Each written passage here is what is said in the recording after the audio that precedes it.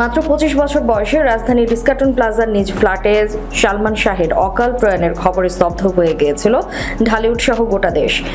এই তারকার মৃত্যু এখনো রহস্যের চাদরে ঢাকা। সে সময়ের অনেক শোবিজ তারকার সঙ্গে কাজ করেছিলেন সালমান। অনেকের কাছে তার স্মৃতি এখনো তাজা। সম্প্রতি একটি ভিডিও এর ঘর এই সংসার ছবির পরিচালক মাকেল আফসারি বলেন, সালমানের মৃত্যুর পর তার মা নীলা চৌধুরী একদিনে আমাকে ফোন করেছিলেন। তিনি বলেছিলেন, আমার ছেলের একটি ডায়েরি আছে, সে ডায়েরি মেনটেন করতো, এটা কি আপনি জানেন?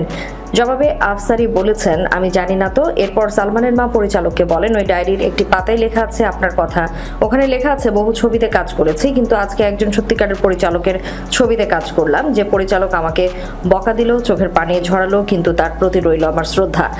আফসারি পরিচালিত সিনেমার শুটিং শেষে সালমান শাহ কান্না করেছিলেন উল্লেখ করে তিনি বলেন, সেদিন ছিল এই ঘর এই সংসার সিনেমার প্রথম শুটিং।